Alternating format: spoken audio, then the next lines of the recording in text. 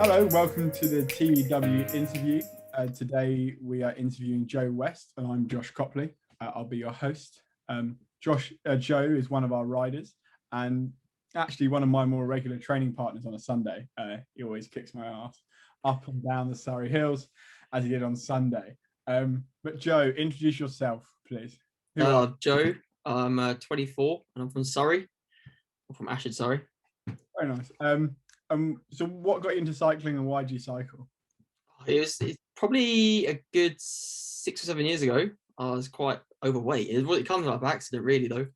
I started cycling after like the 2012 Olympics when it came over here. Yeah, similar. Got to be interested in it, and I was like, you know what, I'll give it a crack. Start with a mountain bike, and kind of like weight kind of started falling off quite quickly.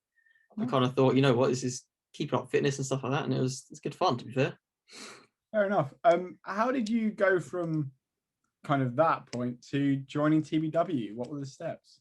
I started racing in like France, so like sporties kind of things, so like Marmot, doing quite a few of those over there, and kind of like one thing led to another. I kind of took it a bit more seriously. Started realizing that, you know what, if I drop the weight a little bit more and start actually training properly, I can actually place competitively. Yeah. In these kind of events, and I went to Marmot Pyrenees and got like top 15. Oh, mega! I didn't know. Yeah. And then from there, started racing in the UK, and then TBW. And I was pretty nailing out cyclopark crits. Oh, really? Okay. Yeah. So I kind of knew of the team through racing around there and their little tactics and stuff like that. So I was racing against the team when I was an individual kind of thing. Okay. And then going over to, who would have been down there? Who was the manager at the time? So I didn't meet a manager, but I knew Oliver. Oh yeah, so he was racing down there. There's quite a few teammates around in there.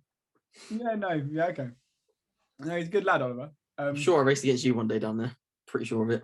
I've never done. Come off it. I've done Lee Valley. I've never done the cyclopark. What? No. Jeez. I have to at some point. It's poor, really. What's your of the kit we get, and we get quite a nice bit as a lot of the riders have talked about. What's your favourite bit? Personally, like power meter wise, it's Rotor. We use the same brand.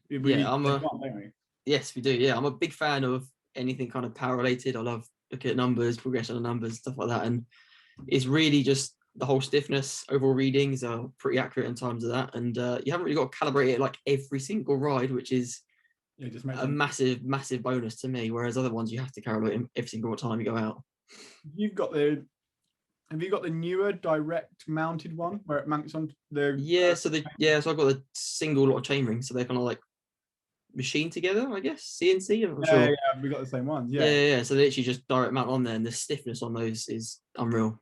Oh, they're lovely. They're just overbuilt, and you're not ever worried about losing power through your cranks. And definitely not. You put your power down and you're going. That's a good thing. What's your best and then worst moment? This is something that I've kind of asked every sponsor and every ride.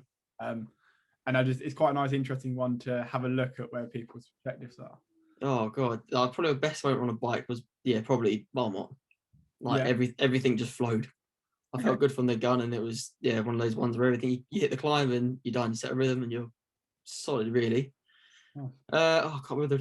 Probably on the bike was a Nat B over here, and it was just one of those days where the legs just, geez, man, hurt from the get go. As soon as you hit that baton, as soon as the flag dropped, it was just I knew I was in for a long day, and that was when I wasn't even sponsored by or riding for TBW. So it was an individual effort, and I was like, I couldn't talk to anyone because I was a solo rider, and just felt utterly awful. Fair enough. Pretty sure I just rolled in like right at the back of the pack when it came in. Sometimes you just you've bitten off more than you can chew that day, and you just get round and see at home. I'm sure that's one of my third nappies or something. Early on, you just go, oh no. Yeah, you don't know what yourself got in for.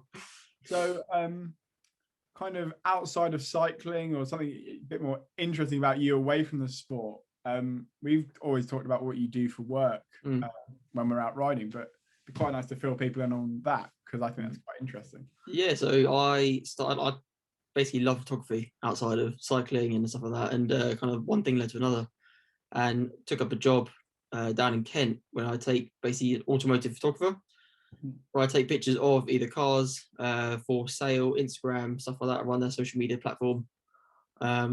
It's basically you get a lot of interesting cars go through the workshop and stuff like that, and you get to see more than what you would anticipate in a day.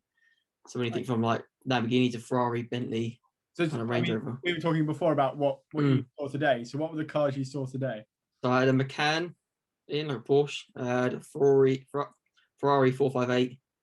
Had to rephoto an Aventador SVJ. Suppose you know what that is. That's a Lamborghini for people. Yep, done. Who I don't know. Yeah, I know that, and the new Porsche Taycan Turbo S, which was quite a special one. Yeah, I can imagine. Quite a busy day, but there's part of them.